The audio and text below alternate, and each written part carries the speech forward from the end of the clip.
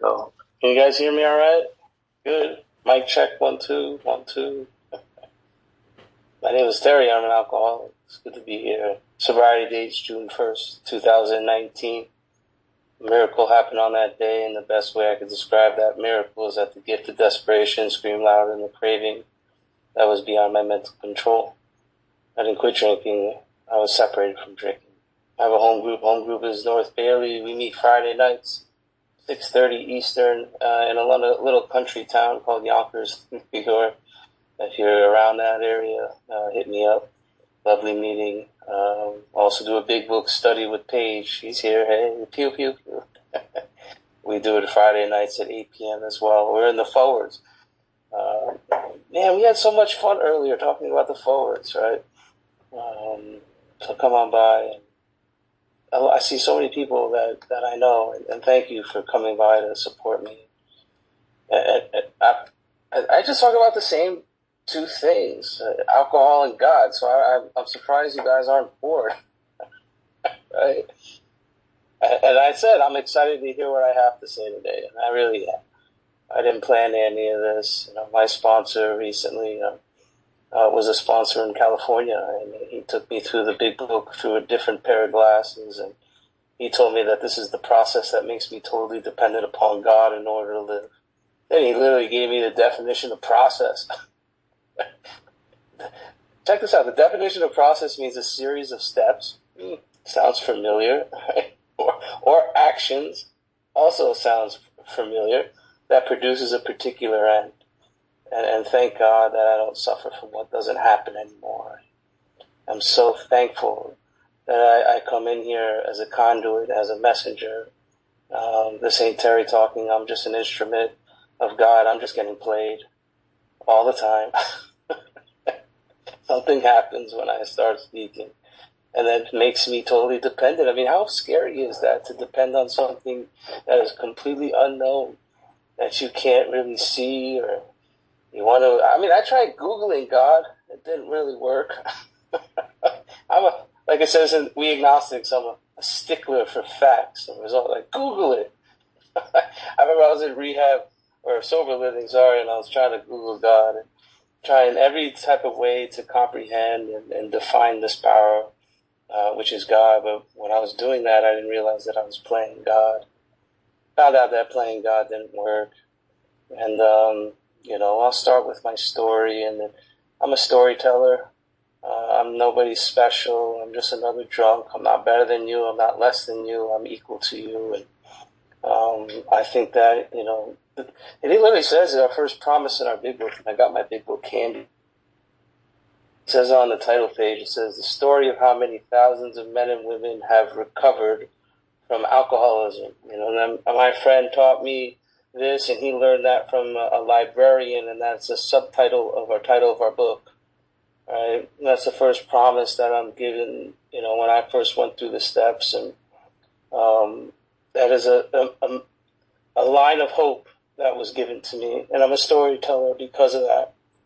I'm not someone who could I could break down the book. I could literally give you 1930s definitions like a loser page, right? I mean, who knows the 1930s definition of victim, right? It means to be tricked or duped. Who knows the 1930s definition of hope? It means expect something good to happen. Who knows the 1930s definition of rest? It means I try to force it. I went on a journey, and this is a phase that I think a lot of us will go through. It's a phase where we try to strive for this. Let's just say I got drunk in knowledge. I chased a drink, which wasn't a drink. It was actually knowledge of AA and the history of Alcoholics Anonymous. And you know why? Because I wanted to sound cool, straight up. I love talking about my flawedness. I love talking about my brokenness today. I'm a human. I remember doing a fifth step with a sponsee, because in our book, it says we do a fifth step with people or persons. Yeah, that's how it goes, right? Meaning multiple people. And the time that I was going through the book with Mike in California, I was directed to go tell my sponsees my fifth step. And, this was my first sponsee, and he's still sober today. And we're actually going through the steps again on Tuesday because I went a little cuckoo for Cocoa Puffs just recently, right? Rarely have we seen a person fail to thoroughly follow this path. This path is not like a line straight going up. It's zigzag, zigzag. One surrender to the next. One surrender to the next. One surrender to the next. One surrender to the next. And, and thank God I have a journeyman. Thank God I have a friend, a trudge buddy, you could say, to walk shoulder to shoulder and hand in hand. And I'm not better than him, and he's not better than me. We're on this path together. It's funny. I think I have a friend in California, and she says that if you think God is your sponsor, then God has a fool for a sponsor. Yeah, it's so true. Especially when I practice step 10. I don't know. I'm everywhere, Rico. I don't know. This flight from New York to California was kind of long, dude. I'm a little loopy from it, a little jet lagged over here. So, I need, especially practicing the discipline of step 10 when I discuss, and I need people who are in a recovered state, who are conduits, who are messengers, who are walking forms of God, to post me up or to hold me accountable, to see something or tell me something that I can't actually see, and thank God that I said this earlier, thank God I don't suffer from what doesn't happen anymore. I stole that from Kurt Z, by the way. 99% of the things I'm going to say today came out, I stole from someone else, so they get all the credit. But I remember I was telling this first step to his sponsee and to my buddy, and afterwards he's like, "Yo, Terry, I didn't realize how effed up you were." I'm a flawed human being, man. I'm a broken human being. I'm a sick person that's trying to get well. And thank God I found this program of joy, this program of love. Thank God I found you, the Fellowship of Alcoholics Anonymous. You guys saved my life. Thank you. I remember my first meeting I ever went to, the speaker comes up and he literally said, "I grew up in institutions." And I was like, that was me. Like, hold on. You're me, but you're 20 years sober and you're happy, joyous. What's up with that? Like, it caught my attention. We talk about depth and weight, that pull, right? That pull, you can't explain that pull. That's called the miracle of identification, right? The miracles happen every single day here. We're actually a miracle as we speak. As of right now, as of this second, we are walking demonstrations of a miracle of someone's answered prayer. I never really recognized that. You think about everyone pray, you pray and it just kind of goes into an abyss. You're like, where'd it go? I don't hear anything. I don't feel anything. I'm not directed. I'm not feeling that flow, that energy. I didn't realize that someone made a prayer for me X amount of days or X amount of years ago, or that actually maybe a minute or two prior to that. I'm an answered prayer today from someone. When I took a drink, I became the drink. But when you do a sincere prayer, you become the prayer. I become a demonstration of the words that are in the Big Book of Alcoholics Anonymous. I grew up in institutions, and when I got out of these institutions, I didn't want to stop. It even says in the Big Book that men and women drink essentially because they like the effect produced by alcohol. I loved it. I absolutely loved it. Right? I loved the effect produced by it, and I chased it. It was a love affair. Anyone been in a high school? Anyone had a high school crush? Anyone got their heart broken? Like, oh, right, a shot through the heart, and you're to blame. You know what I'm talking about, Rico? Right? Like you feel empty inside, right? You feel like you got a hole in your heart. You feel, our Big Book does nice, good descriptions of it on 52 and 151, right? Like terror, bewilderment, frustration, despair, feeling unhappy. I'm being pounced on by misery and depression. I'm full of fear, this internal discomfort deep down within me that I can't really explain, right? Feeling apart from, never part of life, right? And when I took that drink, I felt a part of. Right? It was like, whoa. I mean, it was what you could say a powerful spiritual experience.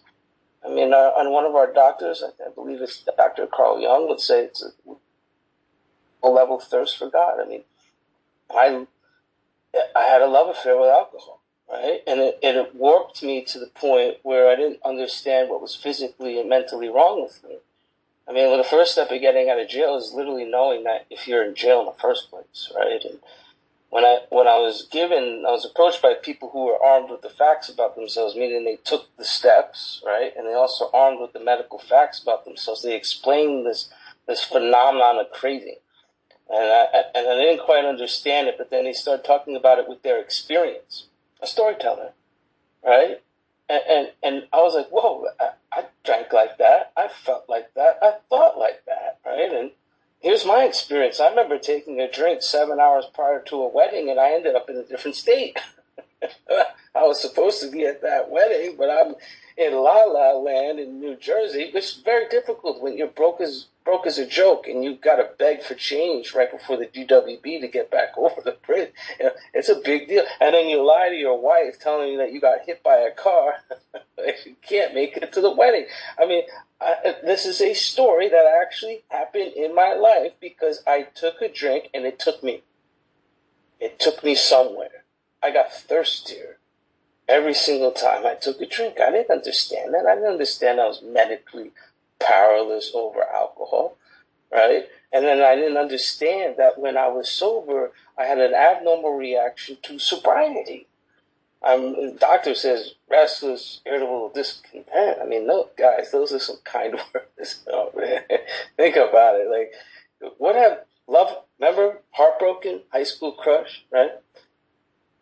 What happens when you take the love of your life away from them? I feel like poking my eyes out. I feel like ripping my skin off. I can't sleep. I can't think of.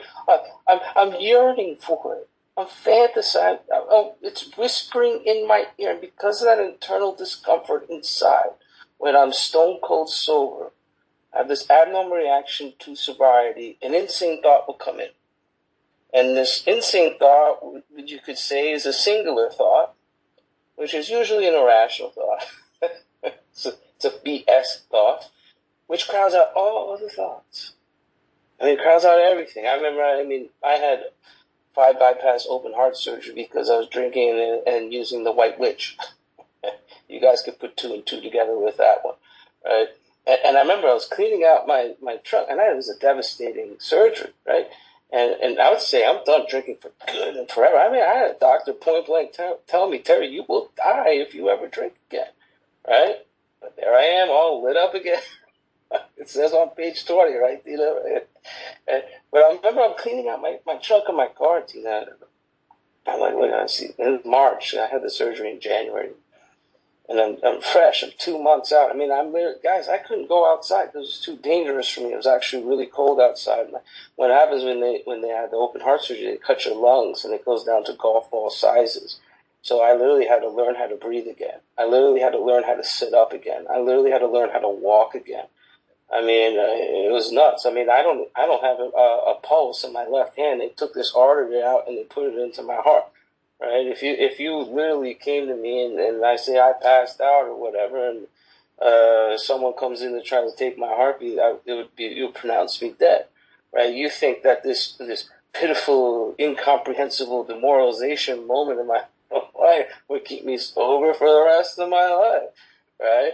It's funny how I laugh at it now. This is funny. Why shouldn't I laugh? I have recovered, and I've been given the opportunity and the power. God has given me the power to help another alcoholic with my story. I'm a storyteller, right? And here's my story. And I literally was cleaning out my trunk, and I open up my bag, and I find a flask, and I'm like, whoa. Woo! I don't know about you guys. It's like having Charlie Brown's principal talk to me like, wah, wah, wah. Terry just had open heart surgery. Wah, wah, wah. You're living in your car. Wah, wah. You've been to 6 rehab. Wah, wah. DUI, jail. Wah, wah. I don't hear it. All I see is the love of my life. right then and there, right? I mean, I'm literally unable at certain times, it says it in the book, at certain times, probably the most important 3 words from the pages 23 to 43. It says at certain times, meaning I don't know when it's going to happen, but it's going to happen. Where I'm going to have a thought that comes in that's irrational. I mean, who dreams about getting drunk? And I think someone just celebrated 1 year. Congratulations. Pew, pew, pew, pew, pew. In Spanish, it's peo, peo, peo, peo, peo. I don't know about you, but I dreamt about alcohol. Who does that? Normal people don't do that. Normal people don't have it whisper in your ear. You fantasize about it. You sigh about the good old days, right? Even though you've had pretty horrific experience 2 months ago, that doesn't even cross my mind. It literally didn't even cross my mind. And I remember I picked up that drink and there I was, off to the races. And about 1 year later, I get a call from my wife. She's in the hospital. She had blood clots in her lungs. Her father died age of 50 of blood clots, and her sister died age of 30 of blood clots. And she had blood clots in her lungs. And you expect a husband to be by her side holding her hand. You know what I did, Cheryl? I got drunk. I got smashed. About 5 days later, I thought it was 3. My wife told me it's 5. I don't know if she exaggerated or not. I thought it was 3. I'm sober now by a few hours. Right? I came to in that moment. And, she found me. And she's home. And I'm literally in my bed in the other room where my kid's sleeping. So we do get a guest appearance from him. Hopefully I don't wake him up. I'm trying to be quiet. It's kind of late, Rico. Kind of late, man. But I don't mind this sacrifice of my time. That's probably the greatest thing I could ever give to anyone in my entire life is my time. I'm not going to get that back. We do this for fun and for free. This is not just an honor to be here. It's a privilege. It's a privilege. Right? And I used to say, speaking all the time and getting asked to speak, I used to say yes a lot, and that's super important in early recovery. It really is. Why? Because my favorite word in the dictionary is the word no. I made amends to someone, and we asked them, is there anything that I've left out, that I should be aware of and stuff like that, right? And he said he counted the amount of times that I said no to him. And he told me 247 times. And I was like, he lit this guy. I think I'm crazy, man. What about those guys? Those normal people out there. But think about that. This guy I have just completely ignored, wanted to be my friend because he loved me, asked me to do all sorts of different things with him, but I continuously said no, and I'm killing myself. And the thing that, in my amends, the first time I went through the work, and most of the trend is that most people were happy that I wasn't killing myself anymore. That was kind of they were like happy. They were like, whoa, like he's sober, fresh skin, glowing, there's something about his eyes, roots, grass, new soil, all that, the power of God. Something's up with this cat. He's drinking some different Kool-Aid now. He's not drunk. I don't smell alcohol in his breath, but his shoulders are up. He's looking at me in the eye. He's a demonstration of someone who I don't remember. I remember a tornado roaring through the life of other people and wrecking them. But this guy's trying to make the right the wrong. I don't know. Back to the story. I went off tangent. See, Rico, this is what happens at 10 o'clock at night for me. I'm excited to hear what I have to say today. Whatever. Go back to the story. So yeah, she found me. I'm smashed, or I'm coming to. There's bottles all over the place, and I remember in that moment that was a grace moment. You could say, thank God for alcohol. It beat the poop out of me. It beat the self out of me. It beat that narrative and that thinker, that liar in my head out of me, to the point where I was just like, I threw up my hand. Like, I don't know what to do. I don't know what to do anymore. And I started going to AA, and I started to hear my story. And I literally thought I was the only person that thought the way I thought. I literally thought I was the only person that felt the way I felt. I literally thought I was the only person that experienced life the only way that I could experience life. I thought the world revolved around me, but no, I literally have twins. And thank God for you. Thank God for the Fellowship of Alcoholics Anonymous. I used to knock the Fellowship of Alcoholics Anonymous all the time. I used to speak about it negatively and poorly because, go to meetings, meeting makers make it, and all that stuff. I remember I did a fifth step Rico, and we did it with persons and persons. This is a sponsee of mine, and we asked someone to join us, and he hijacked it. So my sponsee is angry at him, right? And I'm just kind of listening, and I'm disturbed a little bit, but, I kind of lay back. I'm like, God, please lay aside everything. I think I know about this dude, and so I got to have an open mind and new experience with this dude. Let's see what happens, right? And he said, it changed my life. It changed the way I view the world and God's children, in and out AA. He's like, why don't, if everything you've ever heard in AA, what happens if everything was a good thing? I don't know if that's exactly how he said it, but what about meeting makers make it? Yeah, they do. I mean, typically that slogan came from someone who creates a meeting, they make it. You create the fellowship around you. What about don't drink, go to meetings? Oh, that's a contradictory to my step one experience. The big book says that. I'm also a recovered big book thumper, by the way. Thank God, right? But that contradicts that. Well, think about it for a second. What happens if you're getting sober and you can't afford rehab or detox, and your insurance company's like, nah, we ain't doing that? What do you got? You got straight up fear to stay sober on, right? Which will last about 60 days. Telling yourself, don't drink. God, help me to stay sober. That's what you got to do. And what will happen is you get approached by someone who's armed with the facts about themselves that get you set up with a home group, a place that you could call home, which I did, and a commitment at that home group. So, damn, you don't want to go to your home group one night, and you don't know what I'm talking about. We don't business meeting, right? God, I need to lay aside everything I think I know when I go to a business meeting. But those two will keep me in the game.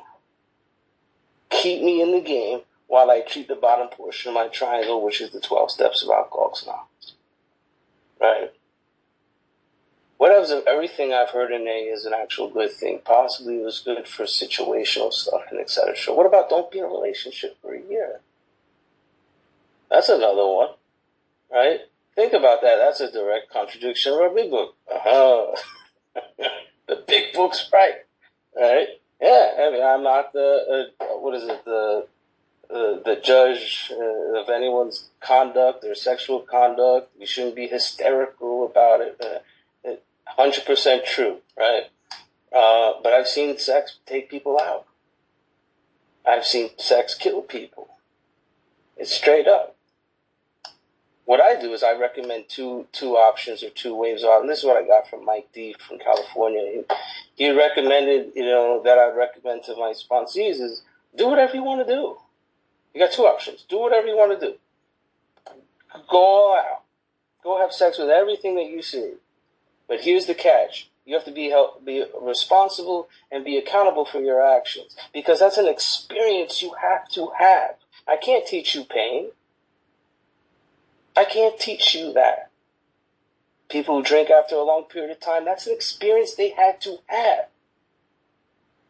Thank God they made it back here. That's an experience they had to have, especially when it comes to our conduct inventory that includes sex. Yeah, we'll make someone a higher power in a hot second. I remember I had someone told me don't be in a relationship for a year. This is way before I was approached by someone who's armed with the facts about it. And I'm a married guy. What was the first thing I thought about? Was being in a relationship with someone else, right? They didn't back it up. But I'm here to back it up for you guys. Here's a second option. Put a pause on it. Just put a pause on it. while we build this relationship with a power greater than yourself, when you integrate God into every single aspect of your life, with this Greek called God consciousness, part of your five senses, right? You could call it, God is included in sex, is included in my relation. I mean, I've been reading, oh, I spilled my drink everywhere. I've been reading pages 89 to 164, and for some odd reason, Cindy, what I've been doing is you could call it witchcraft, right? Right. What I've been doing is I've been underlining all the nevers, should nots, avoids, or do nots, and I underline them, and I'm like, why am I underlining it? Because I did them all. And all this stuff is just mistakes, you could say. Mistakes are just invitations to lessons learned. And I wanted to learn from mistakes that I have with relationships with all of God's children. My relationship with God is contingent upon my relationship with you. Now, if I'm an a-hole to you outside of AA, because I could be Mr. Spiritual Man here, but I could be an a-hole outside of it. I could live a double life in sobriety. It don't matter. I mean, try practicing never talking down to an alcoholic from any spiritual, moral hilltop. I've done that. I'm talking down to people. Oh, you want what I have, you do what I do. And I'm constantly hurt, threatened, and interfered with. I'm disturbed all the time. Man, Bill Swan, I had a powerful spiritual experience when I wrote an inventory on my sponsees, and it was on column 1. Who has a powerful spiritual experience on column 1? I do. Right? You know what I said, DC? What's up, DC? You know what I said? I said, my sponsees, M-Y, in big, bold letters, like they belong to me. That was the first thing that hit me. I was like, damn, they don't belong to me. I'm just there to be useful.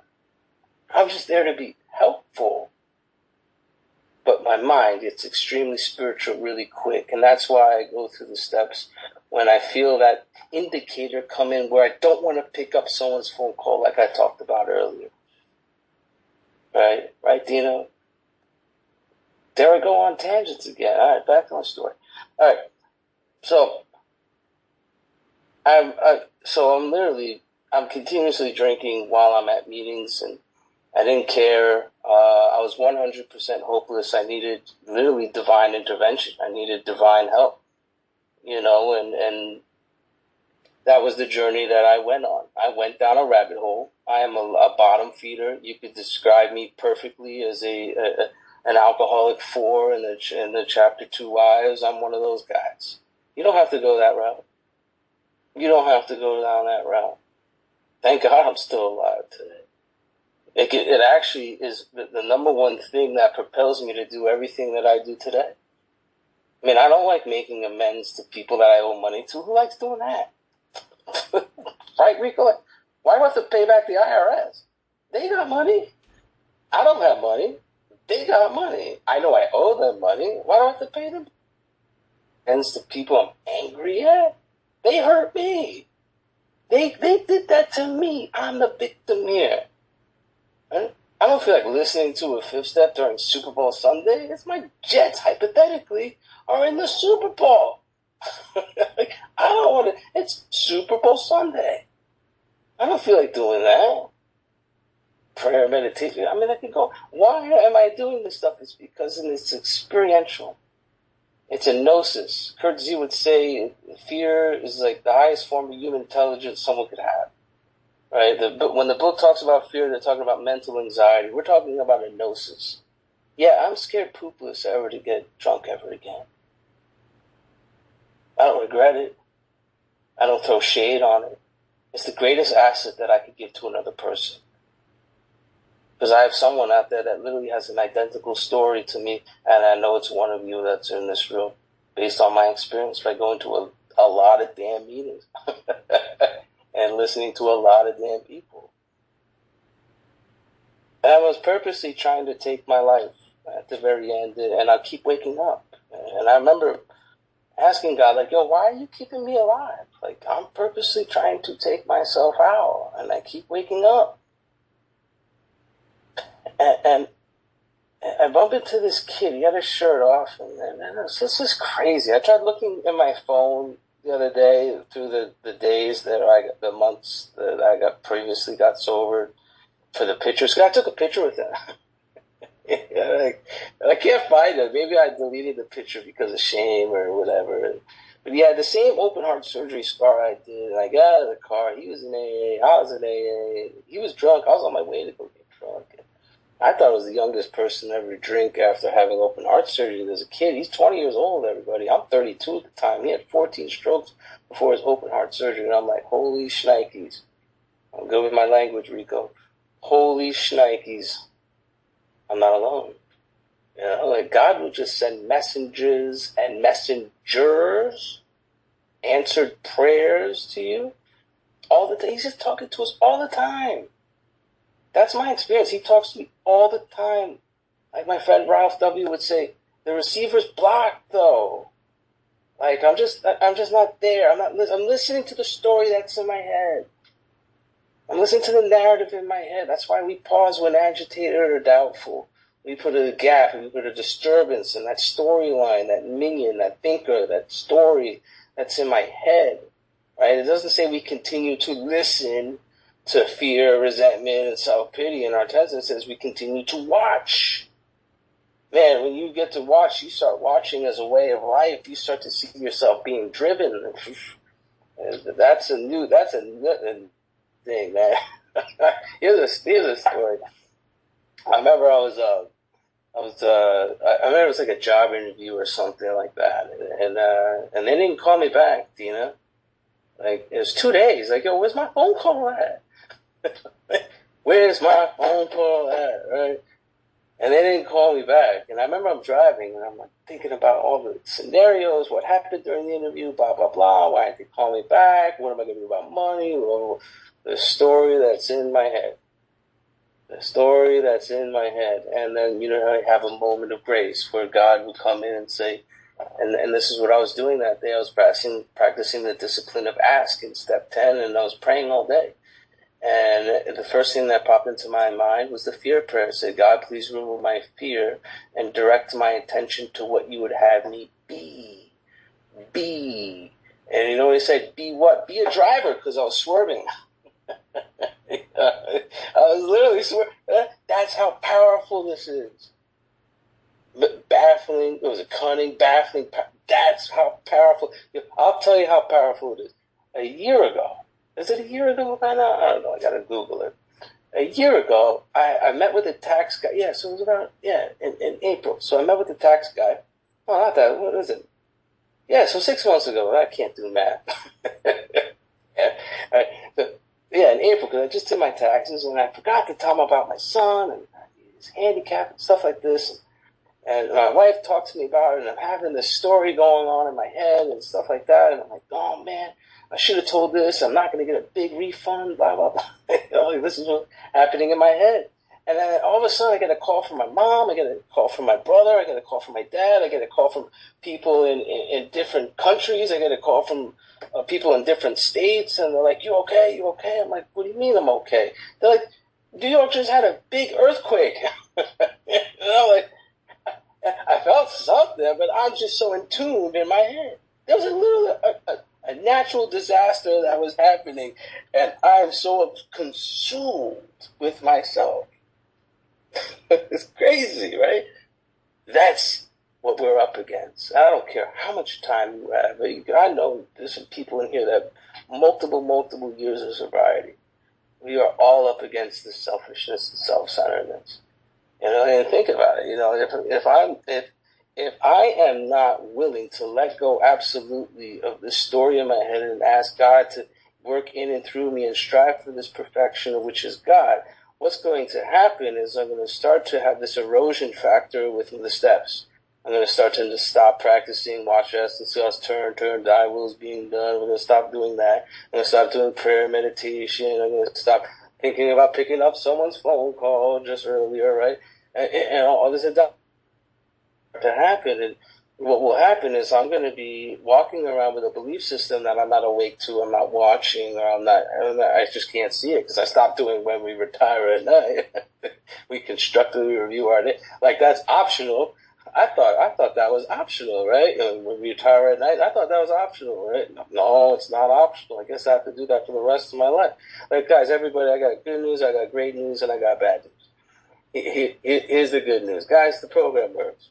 It really does. Here's the bad news. You got to do it for the rest of your life. But here's the great news. Your life becomes indescribably wonderful when you continue to practice this way of life. These group of principles become this way of living that makes you happy, useful, and whole. That's why I train, right? So what will happen is I'll have this belief system whenever I need money to live, just like I can't hear a damn earthquake, right? And I'll have this narrative in my head that's going down. And what's going to happen is that I'm going to be asleep, what Mark used to say, walking around asleep, dreaming that I'm awake, right? And I'm going to step on your toes, right? And you're going to retaliate at me, and I'm going to get angry. I'm going to get pissy. And whenever I'm disturbed, there's something wrong with me or my belief system, or one of my old emotions or attitudes or ideas are being messed with, right? They're being hurt, right? Or you're with, they're being messed with, right? And I get touchy. I get, what does it say? Touchy. I like that word touchy in the agnostic. I get touchy, right? And then all of a sudden, I'm going to say, how dare you, Rico? How dare you, bro? Right? And then I'm going to bury myself in quicksand, which is called self-pity. Because you could, with pride with me, you could just kick the chair off under my feet, right? But self-pity is dangerous, homie. I mean, I'm the only person that, I take this back. I know twins that are like me. We're the only type of people that treat loneliness with isolation. And that's my favorite thing to do is isolate. I love to isolate, right? I love listening to the story in my head. I could fall in love with it. And I think it's real. And I'll buy these lies all the time and I go play God and I find out I get hurt when I do it. And I'll bury myself in quicksand and I'll think drink solution, drink answer. Straight up. Straight up. All right, where was I in my story? All right, back to it. Oops. How much time? I got 12 minutes. All right. So I go into rehab after having that encounter with that kid, and now I'm in rehab for 5 days. This was the first time I voluntarily went to treatment. The other four times I was mom dated, not mandated, mom dated. The other time I was court mandated. The second time I was court mandated. For the fifth and sixth, yeah. I'm trying to do, I suck at math, Rico. I'm sorry, buddy. This is what happens when you get someone at 10 o'clock, 10:30, 11 o'clock at night in the East Coast, man. We're a little loopy at this time. When I wake up, I got work overtime tomorrow, bro, at 5 o'clock in the morning. So, and I worked this morning at 5:30. So you got kind of a Bush League speaker tonight. So, great B cat tonight, right? So, yeah, so I don't even know where I was. Back to my story. So, I've checked myself into this rehab, and I'm ready to go home after 5 days. You know, when you get alcohol out of your system, you feel better, right? You got some sobriety under your belt, 3 or 4 days, right? I'm ready to go home. And I remember I called up my mom, and I'm like, hey, Mom, Mommy, Mama, can I live with you? I'm living in my car. I'm going through a divorce with my wife, all that stuff. I'm homeless, living in my car. Well, the next thing to go was my car. And straight up told me, she said, no, Terry, you need to stay there. You're safe and protected. And I don't know. I can't. I remember I was on my phone looking at myself in the mirror. Oh, I just see Lavelle just texting me. Yeah. I love you, Lavelle. He's speaking at my home group tomorrow, by the way. Wonderful speaker. Actually, I take that back. All right. At best, he's mediocre, Lavelle. All right. He always does that to me, so I got to throw that shade back on him, man. I love you, buddy. But yeah, I remember looking at stop taking me off my story, Lavelle. I'm trying to run the show here, Lavelle, but I'm literally looking at my phone in the mirror, and there's a moment of grace. And I said, you know what, Mom? I'm lying. I just want to come home and drink. And I remember getting off my phone, and I got down on my knees, and I abandoned myself utterly to this power I've never believed in, could care less about, wanted to Google it, try to explain it. Something electric happened, everybody. It was like a shock. I can't explain it. You can only experience it. It's just like, there's this, it talks about 14. All right, 14. 14's got sneaky descriptions of spiritual experience. Here it is. They were revolutionary, drastic proposals, but the moment I fully accepted them, the effect was electric, like a shock, right? The sense of victory the battle was over. Like I cease fighting anything. That's a state of being. When you're placed into a position of neutrality, the battle is over. I'm no longer fighting anymore, but followed by such peace and serenity. My mind wouldn't shut up in the first year of recovery. At that very moment, there was nothing talking in my head. I remember that moment, right? I felt like there was utter confidence. It's not me being cocky. Like I'm in the presence of a power greater than myself. I am supposed to feel confident, right? What is it? I felt lifted up. Like I was like, whoa, like I was Adrian in the sky, like, whoa. Like, you ever go to a meeting, you're like, whoa, man. That's the best. When you go to a meeting, here's the thing. Newcomers, if you're new here, do the opposite of whatever you don't want to do. I'm going to say that one more time. Do the opposite of whatever you don't want to do and watch your life change. And whenever you really don't want to go to a meeting, right? Guys, you know what I'm talking about? Oh, man, I didn't want to go to that meeting. And when you go to that meeting, something will shake you. It will rattle you. You can't explain it. You can only experience it. Where you feel lifted up. That's exactly how I felt. Where am I back on? What was it? It was like a great clean wind. I like that word clean. That's kind of how it feels. I wasn't dirty anymore. I was clean. It was like mountaintop, blew through and through. It was like going from a cold room to a hot room. Like something, like an exhale at the top of a mountain. I didn't know what it was. And it literally says, I went to the doctor to check if I was still sane. What happened? My old mind is gone. I had a sudden and dramatic spiritual experience, but I was way too smart to know what that was at that time. When I live life forward and I look back at it, it changed the game. I mean, I literally was walking around this rehab telling people I found God. I was enthused. Probably one of the most greatest compliments that I could ever give to someone or I could ever receive to tell you that you are an enthusiastic individual. Something happened within me that I can't really explain. Here's another situation. I know I got a few minutes here. I know I tell this same story, and you guys could put earmuffs on if you heard it. Don't worry about it. I remember I was going through We Agnostics with my sponsor. It doesn't matter. I mean, look at Fitzhugh Mayo. I mean, he had a powerful spiritual experience on step 2. So did I. I had a powerful spiritual experience in rehab way before I even touched the steps. God comes to most men gradually, but his impact on me was sudden and profound multiple times. Happened multiple times, and I don't have enough time to go through the multiple times, but I'll tell you about the pivot point in my life. This was probably the most instrumental and incremental points and moments of my life. And I'm reading We Agnostics with my sponsor in Minnesota. That's the other rehab that I went to, the last one that I went to. And actually, I wasn't in rehab at that point. I was in sober living, but we were at this little coffee shop called Caribou. If you're ever from Minnesota, Caribou's where it's at. They got good coffee. Wonderful. I miss Minnesota. I mean, I didn't even want to move out there. Now I tried moving back there multiple times.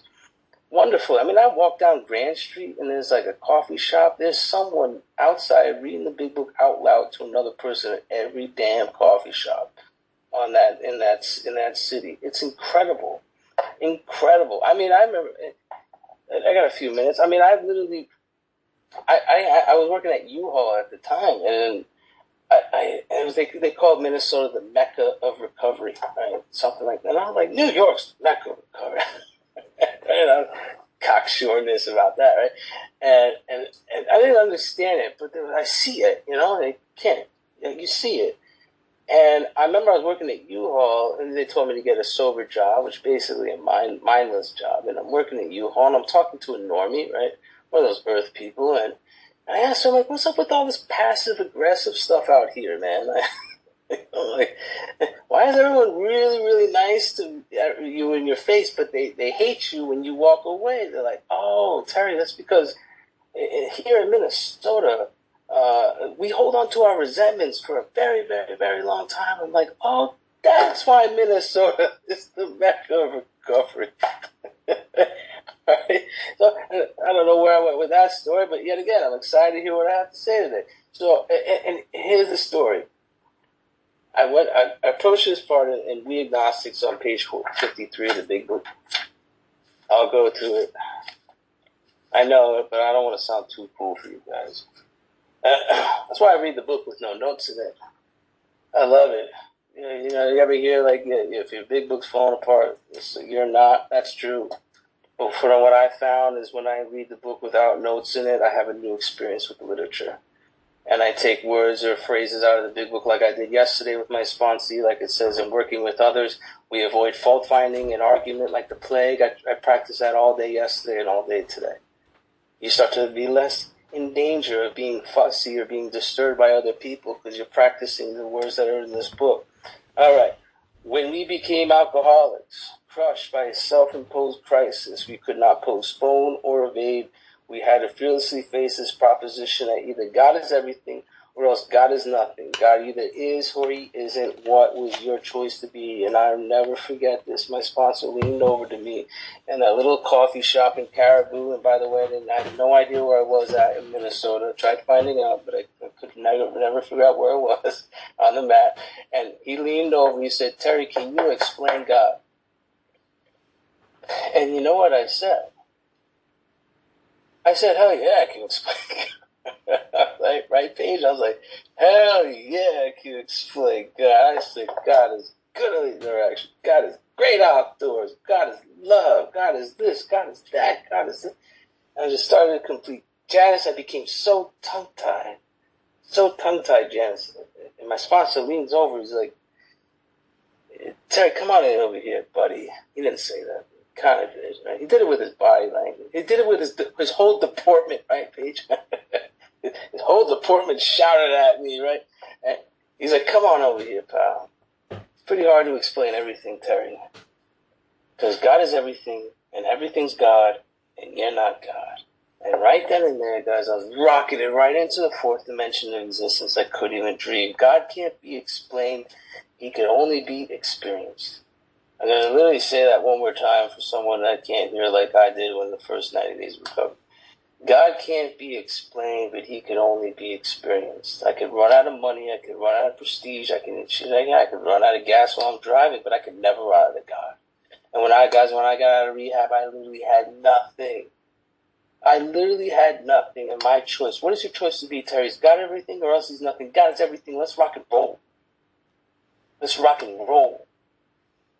Can't be explained. He could only be experienced. And I'll leave this with everybody here. Rico, what does a rose smell like? It smells like a rose, right? I mean, Dana, what does a rose smell like? Rick, what does a banana taste like? Does anyone know how to drive a stick shift, manual stick shift truck or a CDL? But what does a rose smell like, Don? Right? What do pancakes taste like?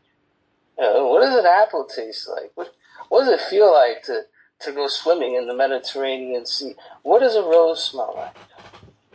I can't explain it. I can only experience. And here's a little exercise that I'll give to everyone, and I'll shut up after this. If God is everything, that also means he's in the nothing. So go find God in everything that you do.